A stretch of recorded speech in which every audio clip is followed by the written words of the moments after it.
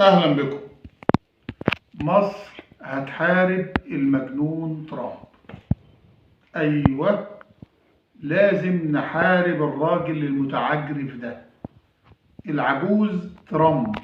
بيهلفط كتير وبيغلط كتير وعاوز يتربى. ترامب بيهدد قادة المجلس العسكري المصري بالاغتيال. ترامب بيقول إن جيش مصر هيكون زي جيش سوريا.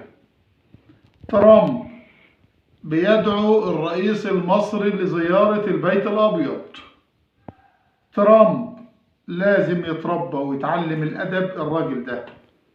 الراجل ده يا جماعة لازم يعرف مين هم المصريين، لازم يعرف ازاي يتكلم مع أسياده الجيش المصري اللي هم خير أجناد الأرض.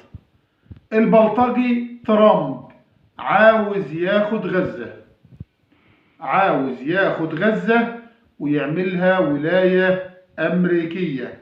وبعدين يا عم سامح، بعد ما ياخد غزة قال لك نحود على سينا، ناخد حتة من سينا ونعملها منتجع سياحي عالمي. أغنى رجل أعمال في العالم إيلون ماسك جاهز لتمويل المشروع. عند أمك أنت وهو لما تاخد غزة وتفكر إن أنت تاخد سينا والجيش المصري. يا حبيب الشعب المصري كله جيش. الجيش مش النص مليون ولا المليون واحد اللي لابسين ممول. الشعب المصري وقت الجد كلنا جيش. مفيش شعب. تراب مصر خط أحمر، سينا خط أحمر، المساس بقيادات المجلس العسكري خط أحمر، المساس بالرئيس عبد الفتاح السيسي خط أحمر. انسى يا شاطر انت وهو. هتاخدوا غزة وهتعملوا سينا واحنا قاعدين نتفرج عليكم. مصر جاهزة للحرب العالمية الثالثة وهيكون مقرها الشرق الأوسط. الجيش المصري جاهز لإسرائيل ومن وراء إسرائيل، لأمريكا وأي دولة هتدعم أمريكا. انتوا بتكلموا خير أجناد الأرض.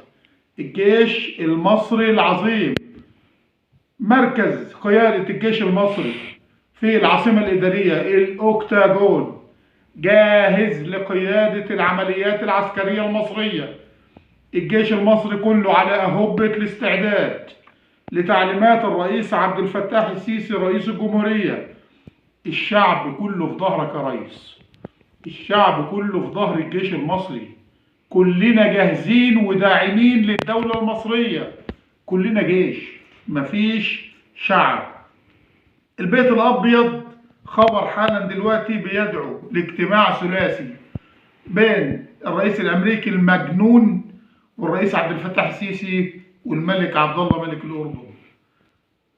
أنا من وجهة نظري ومطلب شعبي وجماهيري إن الرئيس عبد الفتاح السيسي ما يروحش الولايات المتحدة الأمريكية. نداء للرئيس عبد الفتاح السيسي، ما تروحش يا ريس. دول خونة، دول ملهمش أمان، دول غدارين، دول أعداء مصر، دول أعدائك يا ريس. ما تروحش الزيارة دي، احنا خايفين عليك يا ريس، احنا خايفين عليك. ما تروحش الزيارة عند المجنون ابن المجنونة.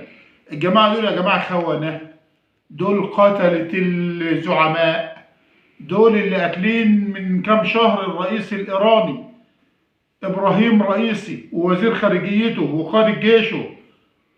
يا جماعة الراجل ده ملوش أمان، وإحنا لازم نكون كلنا في ظهر الرئيس عبد الفتاح السيسي رئيس الجمهورية. عجبني تعليق لرجل الأعمال الإماراتي خلف الحطور، عجبني تعليق له، كاتب على صفحته الشخصية بيقول إن كلنا لازم نكون داعمين لمصر، كلنا لازم نكون داعمين للجيش المصري، كلنا لازم نكون في ظهر الرئيس عبد الفتاح السيسي.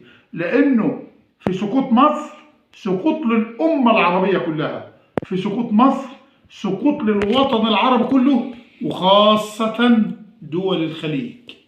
وفي نجاة مصر الأمة العربية كلها تنجو ودول الخليج هتستقر والمنطقة كلها هتهدى وهتستقر. يا جماعة الموضوع كبير. يا جماعة احنا كلنا في خطر، كلنا لازم نكون في ايد واحدة، لازم الوطن العربي كله يكون ايد واحدة. المجنون بيقول لك هاخد غزة واعملها ولاية امريكية، الولاية ال51 للولايات المتحدة الامريكية هتكون في غزة، وهنعمل منتجع عالمي في سينا، وهنعمل الكلام ده عند امك يا شاطر، مش مع المصريين. الكلام ده هناك تقول عليه هناك، انما هنا لا، المنطقة لها كبير، والدولة المصرية كبيرة، والجيش المصري قادر بعون الله ان هو يحمي مش مصر، يحمي الامة العربية كلها.